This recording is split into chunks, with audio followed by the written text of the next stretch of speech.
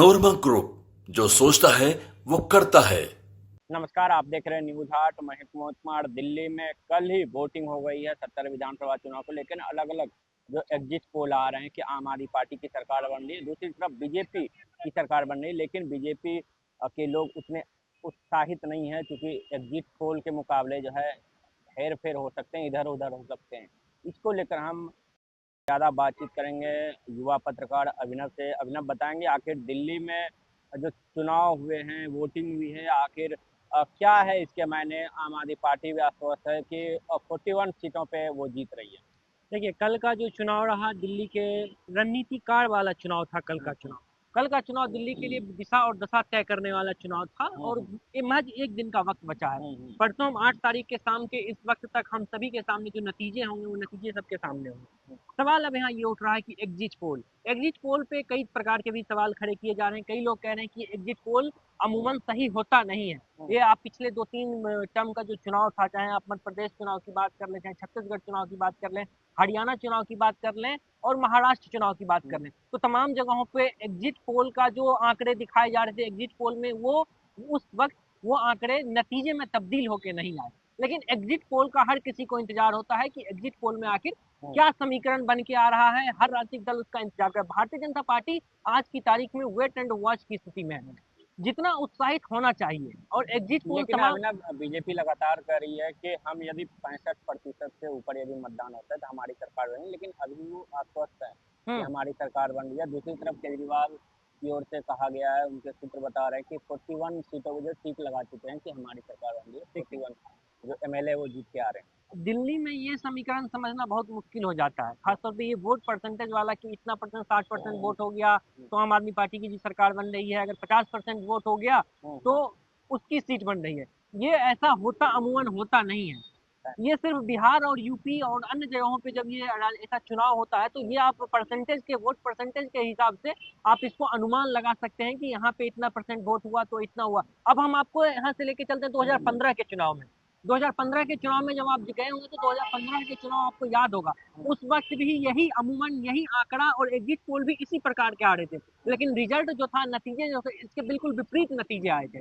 2020 में exit poll आया था और वोट परसेंट की बात 2015 और 13 के जो एग्जिट पोल आ रहे हैं उसमें तो आम आदमी पार्टी की सरकार बन रही है। दूसरी तरफ जो सौरभ भारद्वाज बोल रहे हैं कि एग्जिट पोल पे हम भरोसा नहीं कर रहे हैं, लेकिन इस बार कहीं उल्टा ना पड़ जाए, ऐसा भी तो हो सकता है।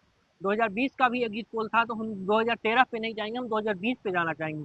2020 का जो एग्जिट पोल था वो भी कहा रहा था कि भाजपा आम आदमी पार्टी की उतनी बेहतर स्थिति में परफॉर्म नहीं कर पाई। लेकिन बेहतर स्थिति में तो बेहतर ने इसको खूब बेहतर स्थिति में कहेंगे परफॉर्म किया। इस बार तो कई सारे मुद्दे थे, चाहे वो अलग अलग घोटाले के पब्लिक के बीच गई भाजपा के लोग और उसे भुनाने की कोशिश की। बिल्कुल देखिए, मैं क्या कह रहा हूँ, मैं एग्जिट पोल को नकार नहीं रहा हूँ। एग्जिट पोल सच भी हो सकता है या हो सकता है एग्जिट पोल के विपरीत भी, क्योंकि नतीजा आएगा 8 तारीख को। नतीजा का हम सभी को इंतजार करना चाहिए, क्योंकि जनता के दिलों में क्या था, जनता के दिलों में जो था वो कल हर कैंडिडेट का भविष्य जो है वो एक कमरे में बंद है, वो 8 तारीख को इस वक्त तक क्लियर हो जाएगा। लेकिन फिर भी मैं कह रहा हूँ ये एग्जिट पोल है, एग्जिट पोल को एग्जिट पोल के ही तौर पे देखा जाए। केजरीवाल भी हार रहे हैं, जो हॉट सीट बिल्कुल हार रहे हैं। मैं एग्जिट पोल जो दिखाया जा रहा है उसमें अरविंद केजरीवाल 20,000 वोट से हार रहे हैं, मनीष सिसोदिया हार रहे हैं। तो तमाम जो हॉट सीट हैं वो हार रहे हैं। और अरविंद, अगर एक चीज और समझ लीजिए, अगर पूरा चुनाव, दिल्ली चुनाव, अगर आम आदमी पार्टी जीत भी जाती है और अगर अरविंद केजरीवाल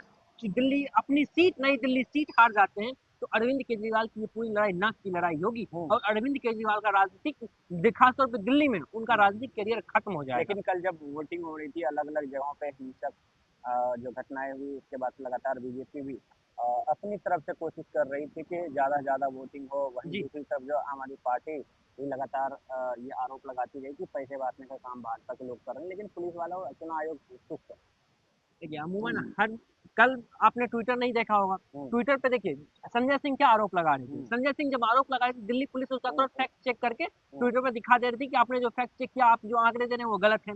आपको याद होगा कालका जी का जो बात हुआ था कि वहाँ ये बीजेपी के लोग पैसे बांट रहे हैं, साड़ी बांट रहे हैं, चप्पल बांट रहे हैं। उससे फिर फैक्ट चेक दिल्ली पुलिस ने किया, फिर कहा गया कि सीसीटीवी फुटेज उपलब्ध करवाइए, आम आदमी पार्टी की तरफ से नकार दिया गया। तो ये जो होते हैं ऐसे बहुत चुनाव के दौरान ऐसे बहुत सारे ऐसे बयान दे दिए जाते हैं जो जनता को गुमराह करने के लिए अपने मत को अब डाइवर्ट करके अपने तरफ लेने का ये भी एक प्रयास होता है। एक तरीके से वो कह सकते हैं, जुमला कह सकते हैं, बट ऐसा होता नहीं। अब एक बात आप समझिए ना, कल क्या आरोप लगाया कि राष्ट्रपति भवन के पास भारतीय जनता पार्टी पैसा बांट रही थी। अब जरा ये सोचिए आप, अब हम लोग भी एक पत्रकार आदमी हैं, हम लोग बहुत चीज को समझते हैं। जो एक निचले तबके का व्यक्ति होगा ना, वो भी इस चीज को समझेगा कि राष्ट्रपति भवन के पास कितना सुरक्षित माहौल वहाँ पे होता है। वहाँ पे पैसा बांटने का कहीं से कोई औचित्य ही नहीं होता। अगर पैसा बांटना ही हो, 2 मिनट के लिए मान लीजिए कोई राजनीतिक दल पैसा बांट रहा है तो एक दिन पहले बांटेगा, ना कि वोटिंग के टाइम पे पैसा बांटेगा। तो इसका कोई औचित्य था नहीं, ये सिर्फ आरोप और प्रत्यारोप होता है।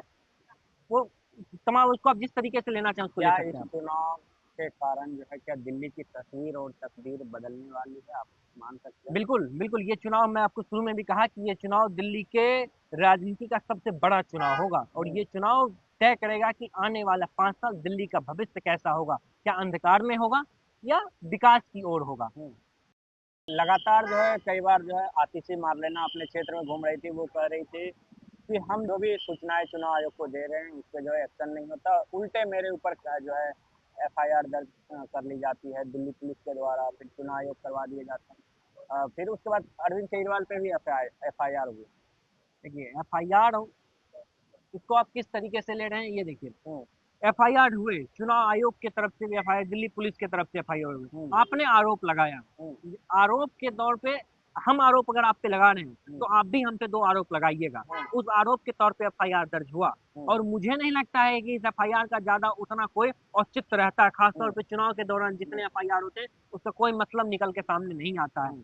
हम आपको क्या कहें, जितना भी चिल्लम चाट हुआ दिल्ली में, सारे दिल्ली पुलिस कल बहुत एक्टिव थी इस चुनाव में और हर एक चीज का कई जगह फैक्ट चेक करते गए। आरोप भी लगे कि अमित शाह की दिल्ली पुलिस वो जो है वोट नहीं डालेगी। देखिए, ये आरोप तो आज से नहीं, ये सिर्फ कल का नहीं, क्योंकि अरविंद केजरीवाल जब से सत्ता में आए तब से ही ये आरोप लगा रहे हैं कि क्योंकि केंद्र के अंदर में दिल्ली पुलिस आती है, वो अमित शाह के अंदर में आती है, तो वो अमूमन उसी पे ही आरोप लगाएंगे। उनके पास कोई और दूसरा ऑप्शन तो है आज नहीं। कहा ये भी जा रहा है कि जिस तरीके से बीजेपी चुनाव लड़ी, माइक्रो मैनेजमेंट चुनाव लड़ने का तरीका यहाँ काफी चेंज था, क्योंकि अलग अलग लोगों के पास जाना था, लोगों से बात करनी थी, कन्विंस करना था। कैसे अरविंद केजरीवाल के जो घोटाले के आरोप है उसे उजागर किया, लोगों तक उन उन बातों को पहुंचाया।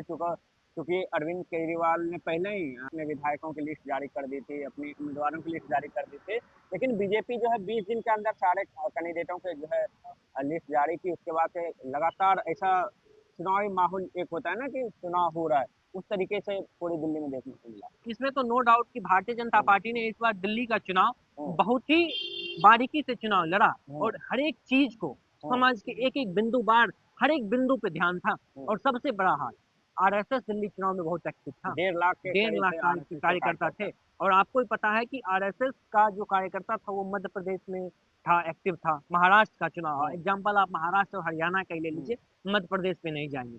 महाराष्ट्र में देखिए क्या पूरा नतीजा ही, समीकरण ही बदल। केजरीवाल हारते हैं तो फिर क्या होगा, कैसे देखते हैं इसको? अगर आम आदमी पार्टी चुनाव जीत भी जाती है और अरविंद केजरीवाल चुनाव हार जाते हैं तो फिर सीएम चेहरा को लेकर सस्पेंस रहेगा और मुझे नहीं लगता है कि दूसरे किसी और व्यक्ति को मौका मिलेगा, खासतौर पर मनीष सिसोदिया को। मुझे ऐसा नहीं लगता है, मुझे लगता है कि आतिशी मार्लेना को ही, यदि बीजेपी आती तो फिर किन किन घोटालों के ऊपर जो है एसआईटी जांच सारे गठित की जाएगी, सारे घोटाले की जांच होगी और विस्तृत रूप से जांच होगी। चाहे बस घोटाला की बात कर लें, शिक्षा घोटाला की बात कर लें, चाहे शराब घोटाला तो चल ही रहा है, एक भी घोटाला, हर एक घोटाले पे तीव्रता से जांच बढ़ जाएगी। और अरविंद केजरीवाल अगर हार जाती है चुनाव तो मैं फिर कह रहा हूँ कि दिल्ली की सेंट्रल राजनीति से वो दूर चले जाएंगे और फिर वो केंद्र की राजनीति करेंगे। और एक चीज क्या ऐसा भी हो सकता है कि अरविंद केजरीवाल यदि चुनाव जीतते हैं, सरकार फिर से बनाते हैं, तो वो जो विपक्षी पार्टियों में जो वो टॉप 3 लीडर में शामिल हो जाएंगे। दूसरी तरफ यदि वो हारते हैं चुनाव, उनकी सरकार नहीं आती, क्या ऐसा भी हो सकता है कि उनकी पार्टी खत्म हो जाए?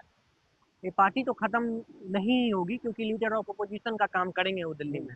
और मुझे नहीं लगता है कि अगर वो अरविंद केजरीवाल चुनाव जीत भी जाते हैं, कुछ सीट उनकी जीत भी जाती है, तो अरविंद केजरीवाल कंफर्टेबल रहेंगे लीडर ऑफ अपोजिशन के तौर पे। वो लीडर ऑफ अपोजिशन चाहे सौरभ भारद्वाज को बना दें या आतिशी मार्लेना को बना दें, खुद तो नहीं बनेंगे क्योंकि Arvind Kejriwal leader of opposition में कंफर्टेबल नहीं रहेंगे। वो चाहेंगे कि हम सेंटर के पॉलिटिक्स करें और वो अब मोदी को, और एक चीज आप इस चुनाव में गौर किएंगे, दिल्ली का चुनाव मोदी बनाम केजरीवाल नहीं हुआ, दिल्ली का चुनाव इस बार बीजेपी बनाम केजरीवाल हुआ, तो इसका भी बहुत इफेक्ट पड़ा। और अरविंद केजरीवाल नहीं चाहेंगे कि हम मुख्यमंत्री ना बने, और लेकिन अरविंद केजरीवाल के अगर जीत भी जाते हैं, उनकी सरकार भी बनने की स्थिति में आ जाती है, तो एक अड़चन उनके सामने रहेगी, क्या अरविंद केजरीवाल मुख्यमंत्री बन पाते हैं या नहीं बन पाते हैं। ये सबसे बड़ा सवाल है, क्योंकि सुप्रीम कोर्ट ने तमाम भारतीय जनता पार्टी के लोग यही आरोप लगा रहे हैं। कई सारे रैलियों की घोषणा हुई, चाहे वो महिला सम्मान की बात हो, चाहे वो अम्बेडकर छात्रों की बात हो कि विदेशों में छात्रवृत्ति योजना के तहत पढ़ाई करेंगे, फिर पुजारी योजना की बात हो, क्या वो कहीं मुद्दा रहा या प्रचार मुद्दा रहा। देखिए, अरविंद केजरीवाल जो पुजारी योजना, पुजारी सम्मान योजना का जो घोषणा किया, वो अरविंद केजरीवाल के लिए कारगर साबित नहीं हुआ। वो योजना अरविंद केजरीवाल के वोट को डेंट किया। इस बात को समझिए, अरविंद केजरीवाल के जो मुस्लिम वोटर थे, वो अरविंद केजरीवाल से छिटक गए, और ये बात अरविंद केजरीवाल को अब समझ में आई। उस वक्त लग रहा था कि हमें मुस्लिम वोट बैंक भी मिल जाएगा, हम पंडित पुजारी को भी लुभा कर इनसे भी वोट लेंगे, लेकिन उसमें जो है मुस्लिम वोटरों की संख्या जो है करीब 12% है बीजेपी के तरफ जो है वो वोटर ट्रांसफर हो गए हैं। फिर उसके बाद से लगातार बीसी वोटर भी काफी बीजेपी के तरफ मुड़े। देखिए, बीजेपी की तरफ मुड़े, लेकिन इस बार दिल्ली में कांग्रेस मजबूती से चुनाव लड़ी, और जहां जहां मुस्लिम बाहुल इलाका था, आपको पता है, चाहे मुस्तफाबाद की सीट हो, सीलमपुर की सीट हो, ओखला की सीट हो, वहां पे AIM भी चुनाव लड़ रहा था। मुस्लिम वोट बट गया, मुस्लिम वोट असदुद्दीन ओवैसी के साथ भी चला गया, कुछ मुस्लिम वोट कांग्रेस के साथ चला गया, और छीटा मुस्तफाबाद तो मुस्लिम बहुल इलाका है। बिल्कुल है, वहां से भी डाउट है इस बार। अब यही हुआ ना इस पूरे चुनाव में, वोट एक तरफा वोट किधर किसी के तरफ शिफ्ट नहीं हुआ, वोट बट गया, और जैसे ही वोट बटा कि आप जीत का मार्जिन होता है वो घट जाता है। इस बात को आप समझिए।